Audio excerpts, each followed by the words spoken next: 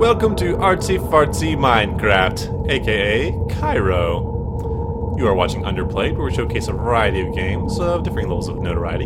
And, yeah, I really don't know what to tell you. We have just been dropped straight in here. No opening cinematic, no nothing. We can see there's a plane off in the distance. Some steps leading to nowhere, so you know what, why not? Whee! Wait, what? Am I just walking on nothing right now? Oh, bizarre. I love it. Seems we have some optical illusion puzzles here. Fantastic. Likes of Unfinished Swan or even Antechamber.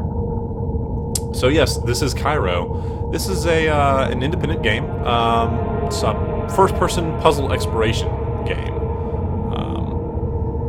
As the title might imply, there's kind of an Egyptian aesthetic to it.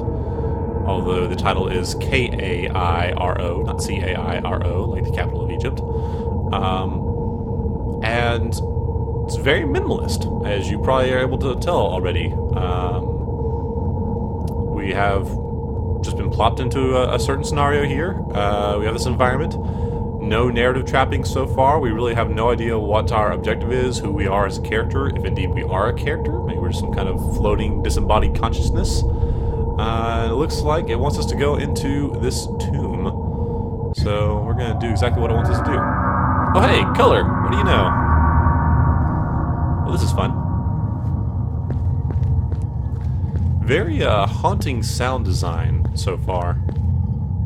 So very stark visual landscape. Kind of a soundtrack that almost gets under your skin, you know? Definitely creating that creepy kind of vibe. Let's see, can I interact with anything? It doesn't look like our player character can really do anything aside from move around and jump. We do at least have a jump option. Ah, and hieroglyphs, okay. So a throne with what looks like a tree hieroglyph on it. And we can push it, of course. Sliding block puzzles. What video game would be complete without them? We just released the spirit out here. Is that friendly spirit? Kind of looks like Navi from Zelda, doesn't it? Oh, okay. Alright, well, this tomb is made of convenient things.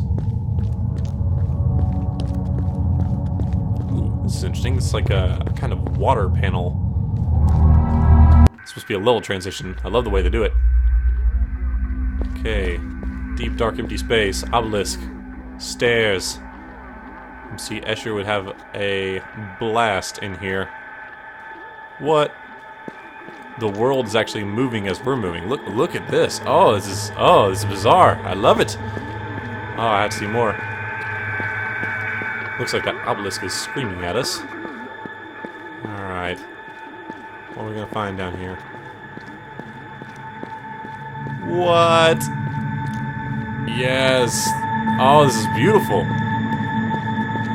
Oh, I love this this creepy, almost kind of dream imagery we're seeing here. The way the environment is actually interacting with us. See, as we go forward, the arches assemble themselves and disassemble themselves. This is fantastic. This is the kind of thing that I am really sad that we don't see in more video games. You know, really playing with the limits of interactive environments. Too many times, I think, in modern day game development, we have environments that are totally static, you know? And there's not really much of a need for anything to be fixed in interactive media, you know? Novels, movies, obviously you have to have a specific form to them. But one of the things that makes video games such an interesting medium is the fact that it can change and react based on player input, you know? And I would love to see more of that. So this is an interesting little puzzle that we've encountered. Looks like based on a certain number of steps or where we step, the bridge raises and lowers. So I suppose we'll have to come over here and lower it and drop down and walk across. Oh, very clever. Ooh. Well, this game has intrigued me, I will admit. Seem to be in some kind of garden area. Everything's made out of cubes, but you definitely get a more organic feel to the environments here. this little... Looks like one of those save crystals from Tomb Raider.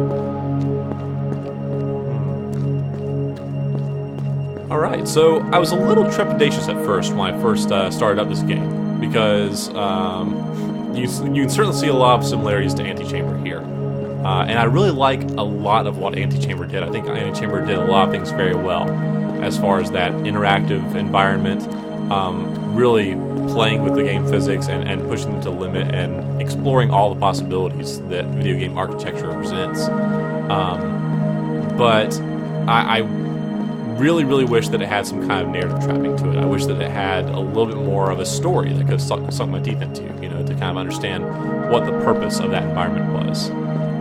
So when I got into Kairo and I found no opening cutscenes, no obvious story handles to grab hold of, I was a little bit concerned, you know, just that this game wouldn't be captivating enough for me. But I have to say, like, just the settings themselves are kind of, I wouldn't go so far as saying telling their own story, but they are definitely doing a good job of entrapping me and drawing me into the game world and making me question, what is this? Making me want to progress and see the next area. Alright, so this is big red pillar area, okay. I'm also surprised that, maybe this will change as the game progresses, maybe we'll be given a portal gun or something, but I'm surprised that we're asked to solve puzzles using only movement. That's an interesting concept. I really like that concept. It's kind of the apex of simple design, you know?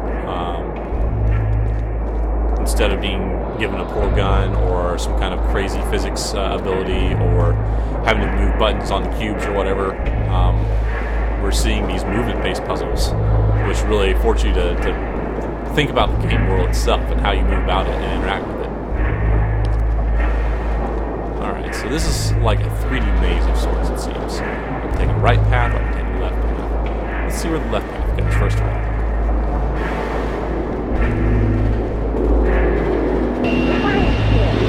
Whoa! What? What?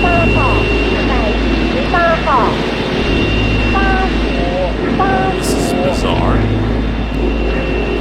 It's certainly not what I expected. You see some photography, it's relatively modern photography too. Static, screeching. Sounds rather sinister, doesn't it?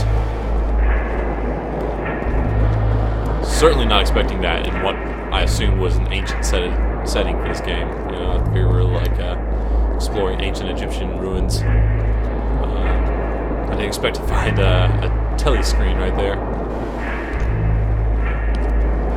Okay, where does this go? This place seems much more peaceful. I think that something that's striking me about this game over Antichamber is Antichamber used a very limited color palette. Oh my. Okay, so I can't go that way, I can't go straight. Whereas this game is really making use of lots of different dominant colors. You know, we have levels with a dominant red, a level here with a dominant green. You know, every level kind of has its own theme, chromatically speaking.